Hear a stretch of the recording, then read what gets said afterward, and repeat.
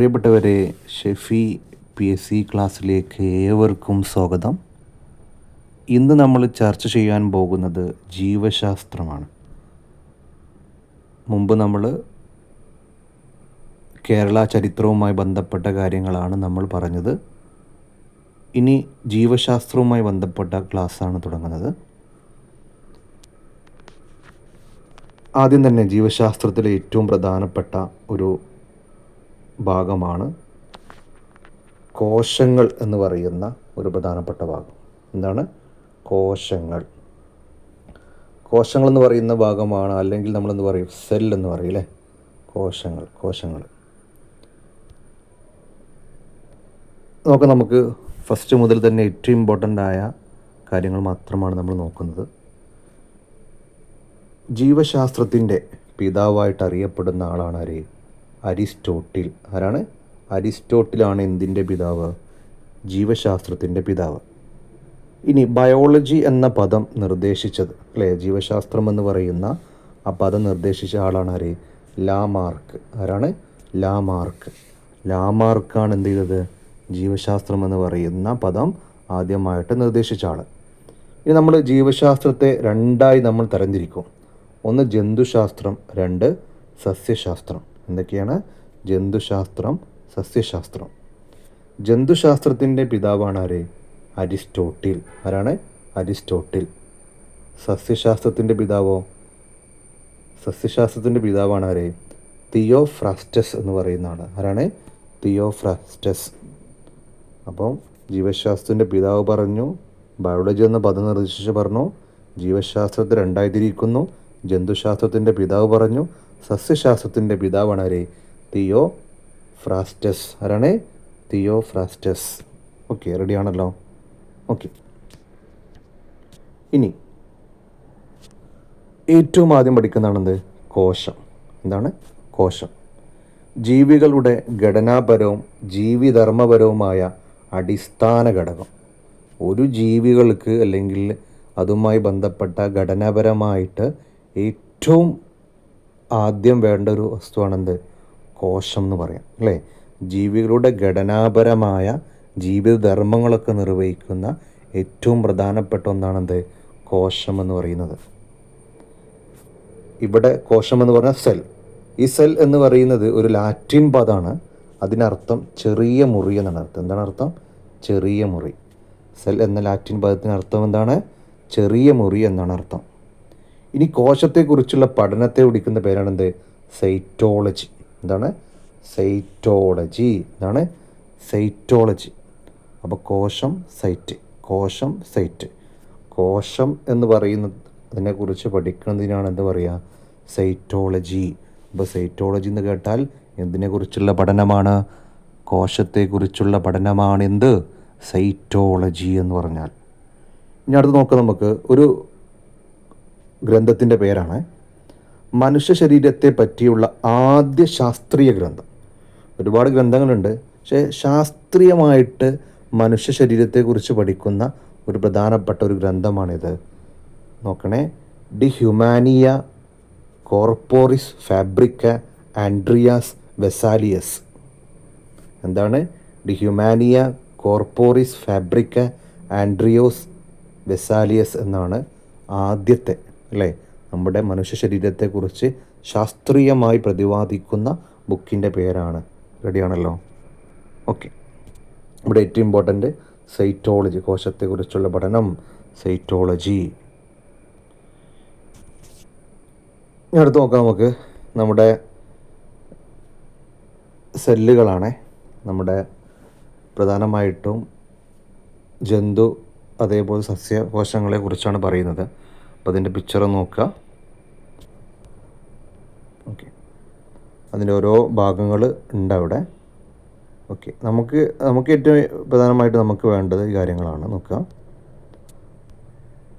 സസ്യകോശത്തെക്കുറിച്ച് പറയുകയാണെങ്കിൽ നേരത്തെ നമ്മളവിടെ കാണിച്ചല്ലോ, കോശഭിത്തി, അരിതകണം എന്നീ ഭാഗങ്ങൾ സസ്യകോശങ്ങളിൽ മാത്രം കാണപ്പെടുന്നു. അപ്പോൾ കോശഭിത്തി, അരിതകണം എന്തിലേ ഉണ്ടാവുള്ളൂ? സസ്യകോശത്തിലേ ഉണ്ടാവുള്ളൂ. എന്നാൽ ജന്തുകോശത്തിലുണ്ടാകുന്ന കാര്യമാണെന്ത്?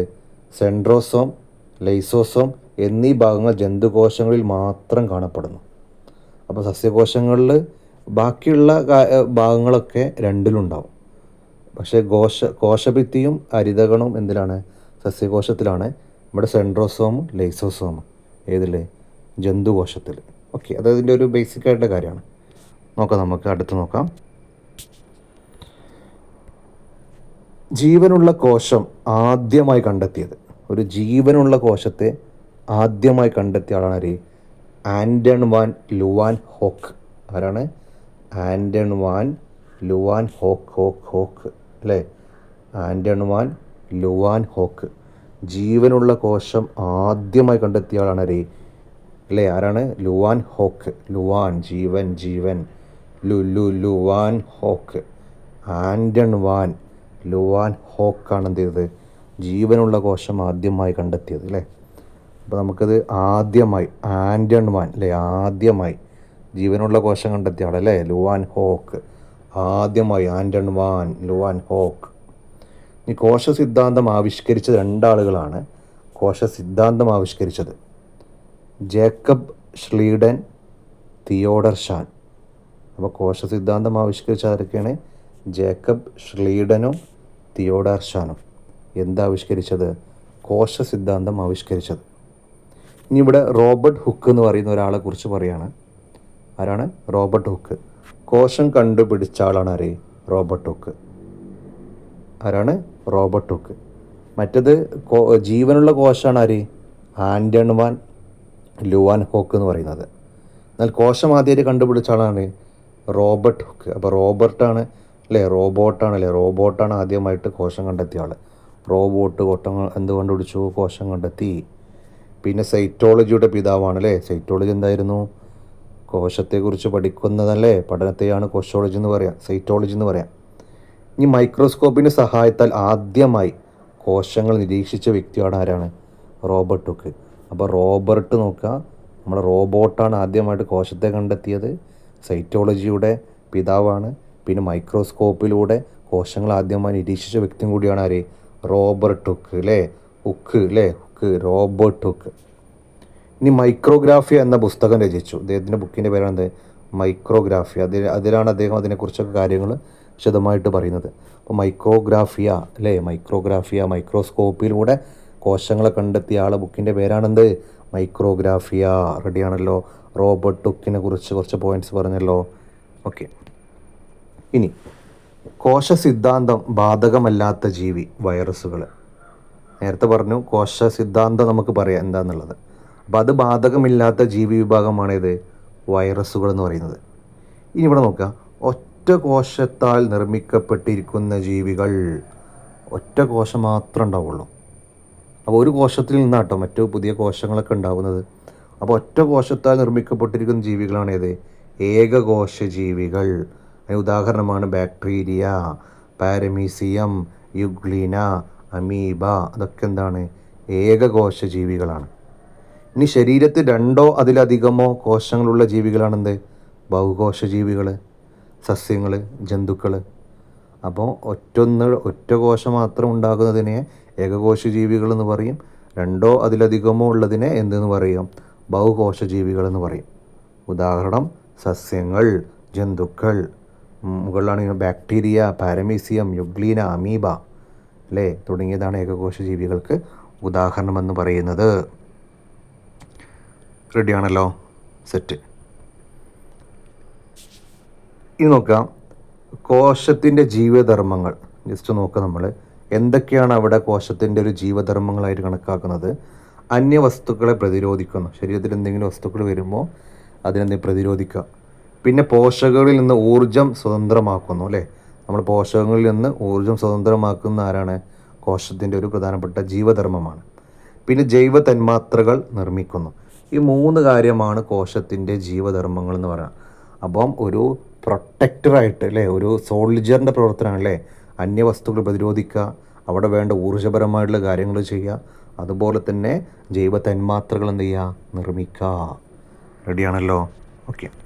അപ്പോൾ നമുക്ക് ഇന്നത്തെ ക്ലാസ് ഇവിടെ നമുക്ക് വൈൻഡപ്പ് ചെയ്യാം. ഏറ്റവും ബേസിക് നമ്മൾ നോക്കുന്നത് ഏറ്റവും നല്ല രീതിയിലാണ് ഓരോ കാര്യങ്ങൾ.